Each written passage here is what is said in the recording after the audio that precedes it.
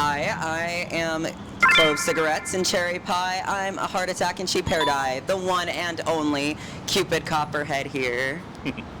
This is Chris from IO Media, and I am here with... Cupid Kopperhead. Okay, Cupid Kopperhead. Yes. Is there anything that you would prefer to be called? Just Cupid is good? Just Cupid is fine. Cupid the Trailer Trash Vampire is something I also go by. I was also once Cupid LeCunt, but Cupid is just fine. Got it. Yeah. So for this interview, we'll be calling you Cupid. Cupid. Tell me who you are and what you do. I am a small-town drag queen. I am based in Seguin, Texas, but I do shows in San Antonio, Austin, anywhere that will book me. I have been performing just in general my entire life. I'm 22 years old. And I've just been doing drag for about 2 years now. And it started in burlesque, and now it's sort of evolved. And my persona is based... it's a trailer trash vampire, I suppose. It's mixes my obsession with vampires with, my background as a little small town redneck boy. And it's just very campy, very fun, and I love to do it, yeah. So you mentioned a previous name. Yeah. Cupid. Cupid LeCunt, yes. Cupid LeCunt. Was there a reason for the change? I guess I wanted it to be a little bit more marketable as a drag queen. You can't put Cupid LeCunt on posters. People do not like that. But I suppose also that to me was more associated with my burlesque and what I did there, and I kind of wanted a very distinct transition into my drag artistry. Also, just in general, with a lot of the way that politicians treat drag queens in this time, to have your name be explicit, it gathers a lot of controversy. They try to, shit on you, basically, when you have a very explicit name, so I thought that I would calm it down just to sort of save me the grief of all of that. That makes perfect sense, especially with not just everything, but with also every other thing that just seems to be happening right now. Oh yeah, absolutely. I mean, it just seemed easier to not have Greg Abbott claim that I'm grooming the children because my name is Cupid LeCunt. So Cupid Kopperhead seemed better. Also, Kopperhead is a very venomous Texas snake, and I think that fits me very well. You mentioned burlesque, and you're currently doing drag shows. What got you into doing burlesque? Actually, it's a very funny story. I was performing at Houston Comic Palooza. I was doing a sort of Catwoman, lip sync thing. It was super fun. I had a great time. I think this was 2023. And when I got off the stage, I had this girl approach me. And I'm sweating, I'm losing my breath, I'm dead on my feet because I've just danced on stage for 3 to 4 minutes, nonstop. And she says, "Hi, I know that you're exhausted, but would you be interested in being in a burlesque troupe?" And I said, "Let me catch my breath, but yes." And she kind of, she said, "You're an amazing performer. I would really love if you were part of my burlesque troupe." And that's how I got into Tentacle Temptations Nerdlesque, and I performed with that group for about a year, I would say, until I had a lot of things going on in my life, and I just had to stop performing for a little bit. I cannot imagine the confidence boost saying, a burlesque troupe leader coming up and saying, "You are so hot. I would love for you to come with me and be hot." Yeah, absolutely. And honestly, that to me was such an amazing moment because I actually almost ended up not going to Comic Palooza 2023 because I had somebody threaten me. online. It was all very bluffish. He didn't do anything about it, but he harassed me online, and I was really afraid to go to this con that, he frequented. But I just, I told myself, like, I am confident this is my thing. I want to do this. Like, this is important to me. I'm going to go do it. And that kind of felt like the universe, like, rewarded me and said, like, we see you doing this brave thing, and you deserve a reward for that. So, like, honestly, that moment and just that recognition was so amazing. Like, I cry about it, thinking about it, just like, and that, honestly, that moment changed my life forever. I just have been performing ever since. Now, we are talking about being asked to perform and not the guy who threatened you. Yes, being asked to perform, and I guess making the decision that I was like, I'm gonna go to this con, and I'm gonna, do my dance, and I'm gonna have a good time. And it was like, and then that worked out for me, because she came up to me and she said, be a part of our troupe, and I said yes, and it's all been uphill from there. Kupid, we talked about the burlesque aspect, and you still do that, correct? Yes, I still do burlesque, or I'll do like a combination of them. Like, it's called draglesque. It's like drag and burlesque in one thing. But yes, I still do all of that today. Yeah, just combine two good things together, you just get a better thing. So, absolutely. but then we have to ask, so about the drag performances. There's a big umbrella term for drag and drag performances. What is it that you do and prefer? Well, in my sort of, venues that I perform at in San Antonio and in Austin and stuff, I would say that the best definition of drag would be making a queer art form out of gender expression. I know a lot of people who are trans women, trans men, non-binary people, lesbians and gay men, who do all different types of personas, I guess. And I know for me, I am a transgender man. I was born female and I transitioned into male. There was, I thought there would be a lot of controversy about me deciding to be a drag queen, because people would be like, well, if you're born female, then like, what is that really drag? And I guess that has sort of grown into like, it's more about like the art form of it. It's about like just the makeup, the hair, and obviously like in my performances I do lip syncs, and I also sing. I'm a singer. Dancing, I've done sort of like funky little like whip cracks and stuff. A lot of people have seen the Catwoman videos. And I guess I just do everything, and I try to, nowadays I do a lot of like, when I lip sync, I do a lot of songs that are like 80s or very grunge or rock and roll. I do a lot of country too, because Trailer Trash Vampire, I gotta do a little country. So I did a Johnny Cash song, Chicken in Black, recently, and that was super fun.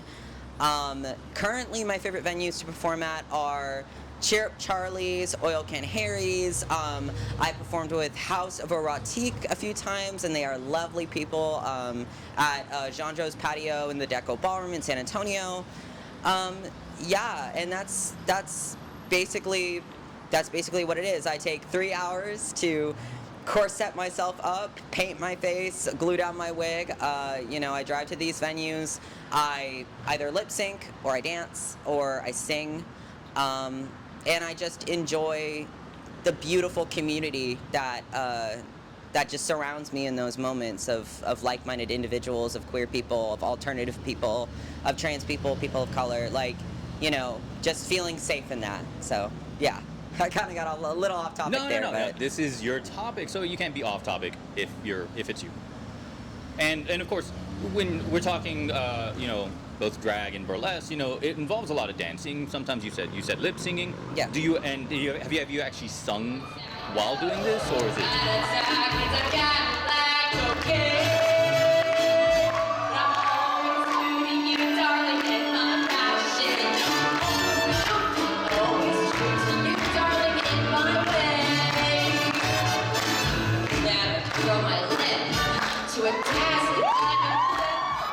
I have sung I think 3 or 4 times. I don't do it as often as I would like to, just because sometimes I just don't have enough time to prepare.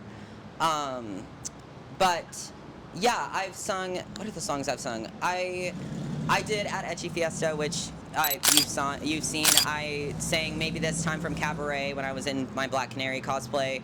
I sang when I was in Betty Boop at IckyCon. I sang. When else did I do it? Oh yeah, and then I sang recently when I was with House of Erotique. I was as Venom, and I did like a little Rocky. What is it called? Rocky Little Horror? Shop of Horrors. I'm Okay. sorry. Little Shop of Horrors song, and that was super fun. So yeah, I love to sing. I've been singing since I was like 5 years old. I'm professionally trained. I think also I'm on testosterone. I've been on testosterone. Same with any male puberty, your voice drops, and you have to learn how to sing with that.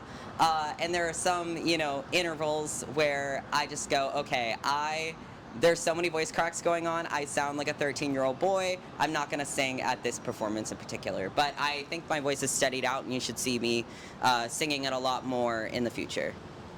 Yeah, and that said, voice cracking is something paramount. Like I do it when I wake up. Sometimes it's like, Yeah. I got some Everclear on, just singing a few things. It's like No, but absolutely. It's terrible for me. It's rough. It's rough out here. It's like this is why I can't perform in front of the camera. I'm behind the camera. I got you. How it goes. As we start winding things down, Kupid, is there anything you would like to say, both as Kupid, the performer, Kupid as the person, and the Kupid who's lived your life in Texas? Texas. Yeah, in Texas and all of the good and the bad. I suppose as a drag performer, and just a queer creator in general, just keep making art. Like it's so important that we don't drown in everything that is happening right now to drag performers, to queer people, to women, to POC, to just fight against that with what you can do creatively. I think that it's the most powerful tool that we have is to speak out that way.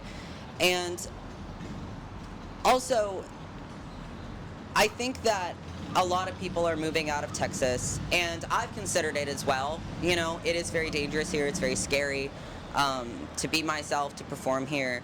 But I also, and I say this to myself as well, encourage people to say that this is our home. I've lived here since I was born. I love my small town. I'm from Seguin. I love my hometown. They, and all the good and the bad and the ugly. And I love Texas. This is my home. I don't want to leave. And so sorry, I'm getting all emotional, but yeah, I guess I really encourage us as queer people and us as performers to stake our claim. This is our home, and to just keep performing. And of course, I just want to say to all of my trans brothers and sisters out there, because I think that this is probably the scariest for all of us, is to just don't bend under any of that. For a long time, I had to hide who I was, for my safety, and because I wanted people to like me, and because I thought it would be easier, and it's never fun to live a lie.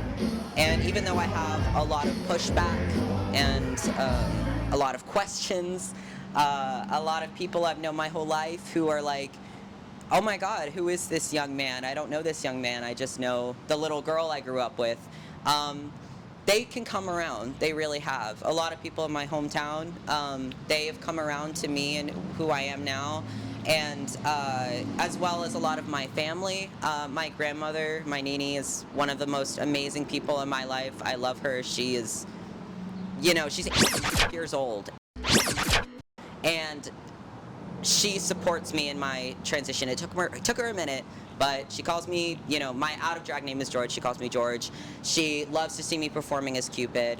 And I guess to just know that, like, it's cheesy, but things can get better, and to just keep performing and serve kind, you know? Why not? Now, just so you know, I may have to edit the. Oh, very fair. But I got a cool little sound effect. It's very nice. Yeah, you could put like a little like duck sound over it or something. For lack of a better term to say it, I have met both versions of you, both prior to transitioning and now, and of course, each time you've been fabulous. Each time, Thank you. know, there has never been a time where a thought has crossed my mind that you were anything other than the person on stage, the person that was off the stage, and somebody who was dressed and hot as Catwoman. So Thank you Yeah. so much. Yeah, you've been very kind, and it's awesome to get to have people meet this new, happier, improved version of myself. It's a blessing. I love it.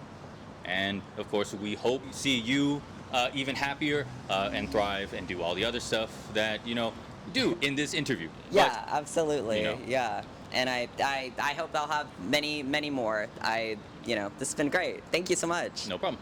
Now, Cupid, before we do sign off, is where can we find you?